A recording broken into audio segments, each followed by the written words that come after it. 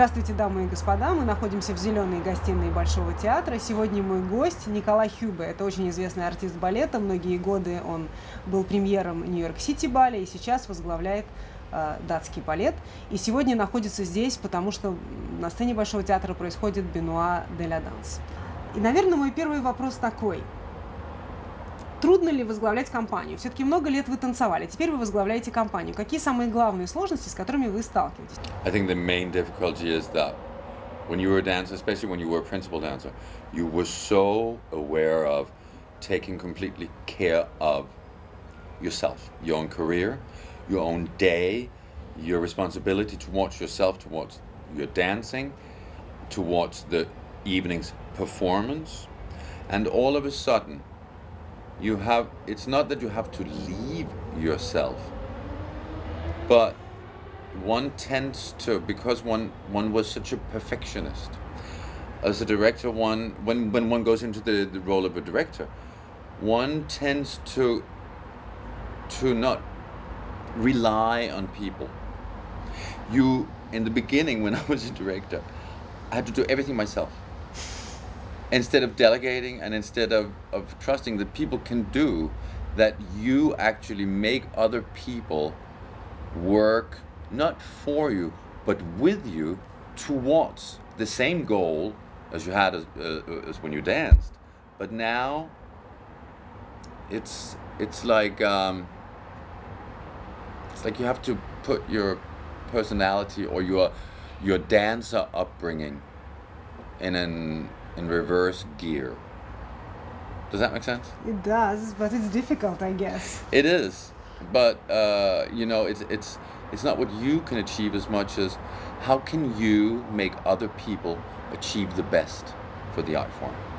Но также у вас в голове, конечно, должно быть какой-то образ той компании, которую вы строите, какие-то ее особенности, из кого она должна состоять. Вот как в этом смысле строится работа с датским балетом? Like the Bolshoi, like the Mariinsky, like New York City Ballet, the Danes have a tradition, the Bournonville tradition, which is, of course, the romantic story ballet, the libretto ballet. They've always been a storytelling company with the Bournonville technique and the Bournonville style as their backbone. And for me, it was very important that they still are that the company is still that, but that we also take this style, this technique, and these stories and push them a little. Let's see if the time we live in now, with the aesthetics and the things we have evolved to be as a society, as a human beings, if we can push that in Bournonville, that it doesn't become so much museal, that it doesn't become a museum, but that you try to update Bournonville a little bit, so that so in order to see how far can we take him, how long can he. How we say that it's our proud tradition, but a tradition is only really a tradition and alive if we take it seriously and if we try to bend it, but it's like I'm certainly not comparing Bournonville with Shakespeare, but in a way it is. You see Shakespeare productions being done now that, that are new, that are innovative, and I think if the choreographer, the storyteller, the craftsmanship from the hand of Bournonville is strong enough, then I also think that it can bear being broadened and being taken maybe to another level, and historians and sometimes critics, they hate it because it goes into a new place where it pushes what was And in that there is a certain uneasiness, because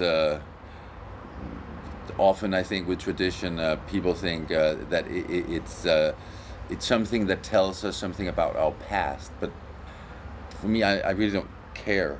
I like our past, but I think we learn from our past to jump ahead. А что вы делаете сегодня, чтобы развивать как-то новую хореографию? I'm inviting choreographers from all over Europe, from America, from Russia, to choreograph on the Danish Ballet. Wayne McGregor, Alexei Radmansky, Christopher Wheeldon, etc., etc. And also to have people from outside of the Bournonville tradition come in and tackle Bournonville. That it's not only in-house, that it doesn't become too incestuous. Mm-hmm. And this too, of course, aggravates certain critics. But you know, we are at a time where everything is recorded, everything is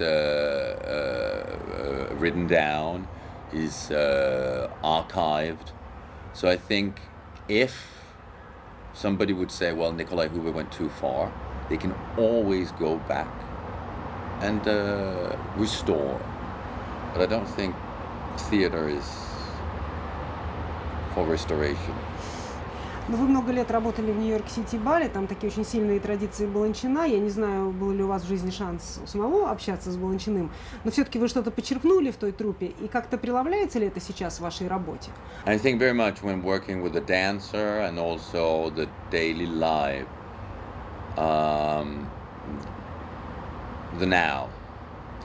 I think it's incredibly important to be in the now and of the now, and I think that's something I really learned at the New York City Ballet. This thing of there's no two performances that are the same. It is not, even though it's the same choreography as it was yesterday, you still attack it and you still confront it with spontaneity, with a sense of moment to moment. And I think that sort of can be a credo also as a director. That no 2 days are of course there are routines, but no 2 days are the same. And you're the same, your relationship with the dancer, or you know, the career of the dancers in the company, or when planning a season, that you constantly have you're able to swim in a big ocean. It comes also when it comes to finances. You know, a couple of years ago, the entire world was in recession, and the Royal Theatre had to cut. What do we do? What do we do? These are the daily tools that we have been served. How do we manage? I think that's something. I think it's very New York, and I think it's very New York City Ballet, actually. Yeah. Ну вот сейчас на Benois для нас вы в жюри, и вы представляете каких-то артистов и хореографов. Вы можете сказать о тех, кого вы представляете, и как в этом океане всего, что происходит в мире, вы выловили именно этих людей, и почему? I nominated... am I allowed to say that? That's okay. Yes, we can cut if you want. No, I nominated a young, very talented boy, choreographer. From originally, he's trained at the School of American Ballet. He's a dancer with the New York City Ballet. He's about 25, 26. His name is Justin Peck, and he's been choreographing for a couple of years. Actually, he started, I think, when he was still in the school. And I think he's a very talented young man. I think he has a very astute understanding of music. I think he's innovative. I think he knows how to move people around. He has an original language. He has his very personal own eye of how he sees movement. So I nominated him. I nominated a wonderful female dancer, Gudrun Boysen, ballerina with the Royal Danish Ballet, who has always been quite the personification of the romantic ballerina and the Danish Benois ballerina. And last year she did an absolutely fantastic portrayal of John Neumeyer's Camélia, La Dame aux Camélias. And with this, I think she broke through something in her career. She achieved something, an expressionism, an articulation, and a portrayal of Marguerite Gautier that really touched and stunned me and Danish audiences, or whoever audiences saw it. So therefore her. And then there's her amant is a young, very, very, very talented ballet dancer in Denmark, also Danish, Alban Lendorf, who is just 21, 22, and who's sort of had a rocket career the past couple of years. He's immensely talented. And he was always a very physical talent, an incredible body, magnificent technique, very virtuoso, and for him, Armand in La Dame aux Camélias was also a breakthrough, because he went from being certainly a stage personality, but all of a sudden he was able to channel this personality into real emotion. He grew as a dancer, he grew as an artist, he grew as a technician. He, in all accounts, this role propelled his talent to a level where you go, he should be nominated. Something's got to give. А вы уже обсуждали всех других номинантов? Или когда это будет происходить? И как вам кажется, полезен ли такой процесс для балета вообще? Вот такие встречи, как Benois de la Danse. I think it's fruitful for the audience to see wonderful dancers. I think maybe it's easier for a ballet competition where the talent is younger, where the talent is more academic or scholastic still. I must say I find it hard. We haven't debated or deliberated yet, the whole jury together. That will happen tonight. I find it very, very hard to pick and choose between artists who are somewhat in the bloom of their career, again, I think one has to see and judge really with the eyes of, again, the moment, of the now, of the performance, or this specific, we were sent these DVDs, because to take one talent over the other, one career over, I think it's almost impossible. Who do you like? Callas or Stratas, Domingo or Carreras. To me, it's these people are sensitive, very different and very personal artists within themselves, and to say that, well, that's the dancer of the year, it's hard. I like, however, the get-together, of course, absolutely. The whole event is wonderful because it commemorates dancers, choreographers, ballet, dance, the art form. So yes, that I think is great. Еще хорошо, мне кажется, что на сцене Большого театра. Все-таки для многих это тоже очень важно. No, absolutely, and also that what is this, the 26th? So obviously there's a tradition for this, and this has benefited a lot of dancers, a lot of dance companies, a lot of careers. So absolutely, in that respect, I think it's a good event. But still, the kernel, the essence of it, to pick one over another, it's a damn hard job. Ну, поскольку мы находимся в Большом театре, мне, конечно, хочется немножко спросить и про наш театр. Когда вы первый раз выступали на нашей сцене, и видели ли вы сейчас театр после реконструкции, как вам кажется, он изменился? И что вы можете сказать о труппе Большого театра сейчас, потому что вы же делали для нас Аполлона Мусагета совершенно недавно. I think I like the renovation. I think it's absolutely beautiful. I remember when it was sort of tattered and in shambles, very dilapidated. I think it's quite posh, very impressive now. I loved your last question. I loved working with the company. I loved coaching Apollo here. I think the Bolshoi has moved forward a lot. I think these young dancers that are in the company now are of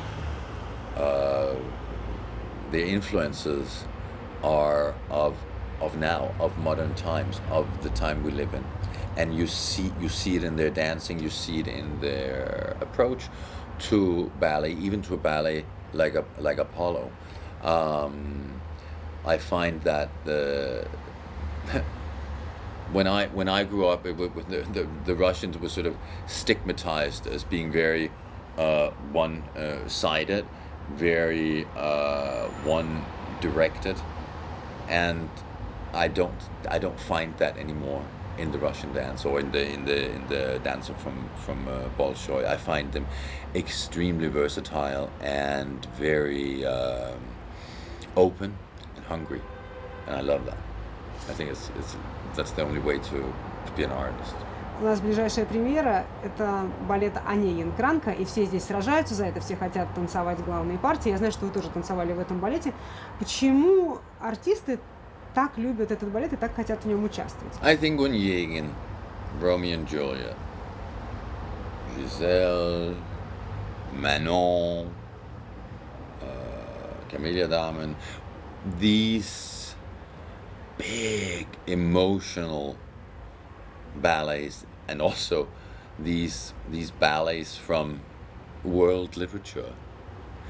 I think they are coveted because there is an immense there's an immense palette to of course you have to fit the role and you have to describe and portray the role, but there's an incredible there's also a room for interpretation. So this thing of putting yourself into something very concrete and yet bringing your personal expression into it also, this combination, I think is for me certainly was, and I think it will continue for any dancer to be like that. It's challenging. And we dancers, we like to be challenged. You know, you can jump this high. Well, if I can jump that high, maybe I can. And what can I do with that jump? How can I use it to be expressive, to be innovative, to be sensitive, to be. And then there's another thing. I think the tradition. These people that danced these roles before us, their careers, we still are. I think in that respect we're still kids looking up to the older authorities. Why is Juliet so coveted here at the Bolshoi? Because Galina Ulanova immortalized it. And there's still little girls in the Bolshoi who want to be like Ulanov. It's quite simple, I think. It's the dream, the aspiration, the yearning.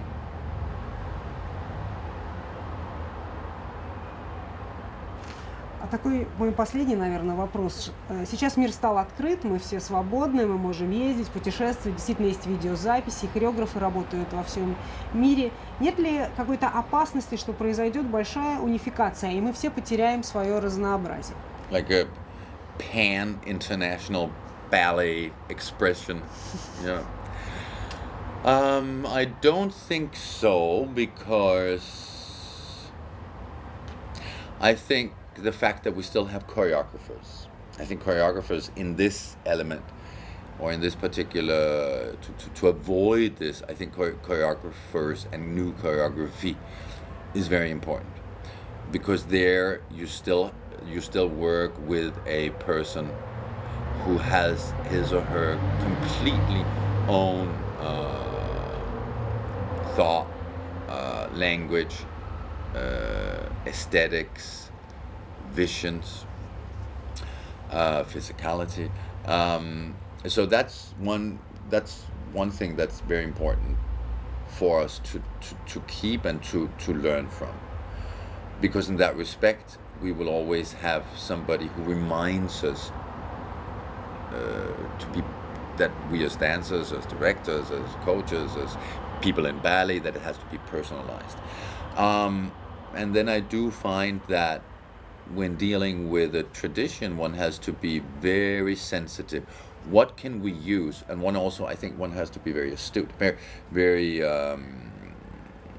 articulate. You have to really delve into it, technically, physically, also when bringing up kids in ballet schools.